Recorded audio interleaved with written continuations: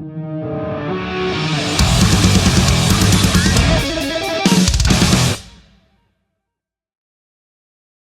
are here with Frank Turner. Welcome back to the Everblack podcast. Always great to have you here. Nice to be back. Thanks for having me. So, how's Good Things been so far for you, man? Good, yeah. I mean, this is my first traveling Australian festival. I've done a few. We've done Byron Bay and Queenscliff and stuff, but this is the first kind of traveling one we've done, which is a different experience. It's pretty hectic. It seems insane to me that they're moving this many people and stuff from one city to another day on day, but they're pulling it off. Yeah. And it works. Melbourne was cool. Sydney was cool. And then we have Brisbane today, which, I mean, secretly, it might be my favourite city in Australia. We love having you here. So we'll see how we go. But, like, yeah, it's been good. I mean, I will say this is the last stretch of an extremely long year for me. Yeah. So I'm excited for the show. Pretty excited to be done as well, if I'm honest. So, I mean, your sets always change. So Sure. what goes into deciding, like, you know, you're doing a punk and heavy metal festival versus doing Blues Fest? Well, I mean, I sort of go back and forth on this a bit because obviously, on one level, I'm an entertainer and my job is to entertain the people standing in front of me. And I have a reasonably broad spectrum of material to pick from. But there's a big part of me that's like, fuck 'em, do your thing. You know what I mean? I remember years ago we played Newport Folk Festival, which is a folk festival, and it was a full band show, and we played what we considered to be a kind of gentler set. Yeah. And everyone was like, that's the craziest show we've ever had at Newport Folk Festival. At which point it's kind of like, well, fuck it, we'll just do what we do. Yeah. But no, I think it'll be fun today. I'm looking forward to it. I spend forever thinking about setlist choices. But you'll see. I never reveal it in advance either. Yeah, I know. It's a tricky thing. It's like, Yeah, it's got to be. It's got to be a surprise. I'm always up for that. Okay, good. So, you haven't seemed to stop, like, for the last year and a half at least. It's been, When are you going to take some downtime, man? Not next year. Well, I say that. I've got like a month off over Christmas. Yeah. Which I'm excited about. I'm going to throw my phone into the sea. Awesome. Going to remind my family what I look like. You know, the usual Christmas stuff that I do. But I mean, I think, you know, broadly speaking, I love what I do. I feel very fortunate to do what I do. It's also how I pay my bills. Yeah, exactly. You know, so all that kind of thing. But also, like, I feel like I spent years kind of sort of idly saying, oh, maybe one time I'll take like a year off to go and write a novel in Paris or something, you know. And then we sort of all had a year off because of the pandemic, and it sucked. Yeah. And I know it wasn't quite the same as writing novels in Paris or whatever, but like, I personally, I'm a kind of perpetual motion machine. Do you know what I mean? It's like I don't do very well with not being busy. And there's one thing in this life I know that I have some aptitude for, which is what I do, so I'm going to keep doing it. Yeah. So, I mean, of course, you're touring Undefeated. Yes. What an absolute powerhouse of an album, man. Thank you. Well done. That was incredible. That's very kind of you to say. And thanks for releasing it around my birthday. It made it extra special. You're very welcome. So, how's the reception been for it? Good. I mean, it's my 10th record, so it's not my first rodeo, and there's a level on which you shouldn't care. I mean, obviously I do. It'd be ridiculous, but like, you know, I'm pleased with it as an artist, as a writer. I think it did what I set out to. And actually, this far after an album's release, and obviously we finished the album quite a long time before we released it, sometimes I'm sitting here picking holes in the whole thing and being like, what can I do differently? And sometimes I'm like, pretty happy with that. And the records I've been pretty happy with in my career have been like Love Iron Song and Keep My Bones, and probably Undefeated. So that's a good sign. Yeah. You know, so I am kind of starting to think about new stuff. But yeah, I'm happy with how the record's gone down. There's always some surprises for what lands and what doesn't live, and there's been some songs where it's like, oh fuck, that really works. I wasn't sure if that was going to work, and there's some where you're like, ta-da, and everyone goes, eh. But you know, it's achieving what I wanted to achieve. To play a new song live and have a crowd sing along, that's the one. I mean, just over the road at the Tivoli, like when you played here last, that was a good time. It's literally right there. I saw it as we came in last night. Yeah. The sing-along for Do One was amazing. That was my favorite show of that tour. That's awesome. Yeah, easy. Well, thanks for letting me photograph that one. That was, of course. That was it. But I mean, like, it's going to sound like I say this everywhere I go, but honestly, this is true. Like, Brisbane's my favorite city in Australia. Oh, well, home city for me. Yeah.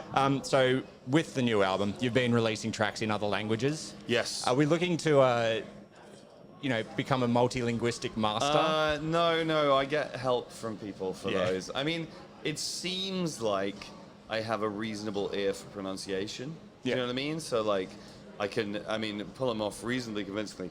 Although, having said that, the Japanese version that we just released with Aya from Dizzy Sunfist, which I'm super stoked about, but like, I've never spoken a word of Japanese before in my life, and it's a, it's a very different language to any kind of European language or whatever. So Aya sent me a translation and a kind of pronunciation guide and all this kind of thing, and I did my first kind of pass of my parts on it, and I sent it to my friend Hiro, who's Japanese, who didn't know this was happening. I wanted to do like a neutral audience for this, And I was like, how did I do, man? And he wrote back and he said, terrible. I have no idea. He was like, I don't even know what you think you're saying. Can you like send me the notes and everything? And then he spent a whole day sending me all these pronunciation notes. There's subtleties to it that were completely beyond me. But I speak English and French, and I'm learning Spanish at the minute. But like, I wouldn't describe myself as a linguist. But it is fun, and it's also it's just a kind of it's a nod of the head. It's a tip of the hat to non-English speaking audiences. Like, obviously, most people who come and see me in Germany do speak English well enough to appreciate my lyrics and all the rest of it. But nevertheless, it's a way of just kind of saying to those people, I get it. You know what I mean? Like, I'm not just going to kind of blast in and be like, hi, how you fucking doing? It's just a nice thing to do. Yeah, like that inclusivity element within your music is fantastic. And I enjoyed the challenge as well. Yeah. Now, I'm not going to let you get away without talking about the monster amount of collaborations that you've been doing. Yes. One, of course, with our own Slowly Slowly. Yeah. Do you just have an endless list of people that you want to collaborate with? I do. What I would say is that I feel like my corner of the music world, rock music, punk rock, whatever you want to call it, like the whole thing of collaboration, we were slow to catch on. Yeah. Do you know what I mean? Like the hip hop world's been doing it for years, country world's been doing it for years, whatever. And we were like, no. And then now suddenly everyone's like, oh yeah, that's actually quite a good idea. We should do that. But it's a fun thing to do. I haven't done it as extensively as some, but like the Slowly Slowly thing came about because they name checked me in a song. Oh, wow. They talk about listening to literally in the lyrics, he's like listening to Jet Lag with Frank or whatever. I think that's it. And I'd not come across them before. Somebody sent me that link and I was like, wow, that's cool. Yeah. And then it was a good song. And then I went and listened to the rest of that stuff and I was like, these guys fucking rule. And then, we were at the point of the process of thinking about collab stuff. And I said, well, I've got this idea. I reckon they'll be up for this. And they were, and they're super cool. We've spoken on Zoom many times. We've still never actually met because while we're here on this occasion, they're in England. Oh, wow. So, ships in the night. So, I'm not going to let you off the hook because every time I talk to you, we talk about Million Dead.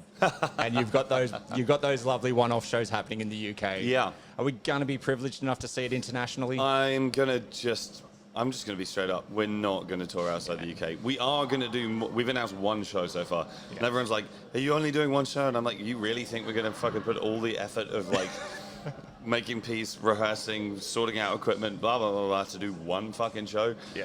There's going to be more shows, but people might want to think about booking flights. Yeah, I think I'm going to have to. Okay. It's my only chance.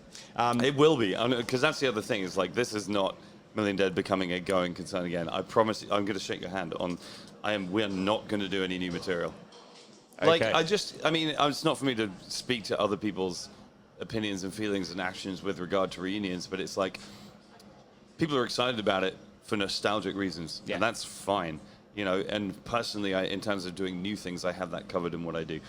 People are excited about Million Dead because they want to hear songs that we wrote 20 years ago, and that's cool. So we're going to play those songs, and Best just way to do sometimes, bands that you love do a reunion tour and you're like, hooray, and they're like, and we've got a new album, and it's kind of like, Yeah, you don't want to go like doing a Kiss or anything like that. Yeah, do you know what I mean? It's kind of like, it was cool, just like, we're just celebrating a thing that happened a while ago. Anyway. We'll wait for the NoFX reunion tour. I don't think Mike's going to be on that's board not with going to that happen. one. No. I will tell you that. That's not going to happen. So what's the future hold for Frank Turner and the Sleeping Souls? So I'm going to Tokyo tonight. Yes. For the first time, which I'm very excited about, and that's my last show of the year. The band finished today. We have a busy year next year. We've announced some of it. There's a whole load more coming. Yep. And I am writing, but like I'm not in a hurry. Like we just put out a new record. Chill the fuck exactly. out, But we'll have a busy year next year. This is one of the nice things about the whole Undefeated thing is that like I'm working with a new record label that has a more international kind of bent to it. Yeah.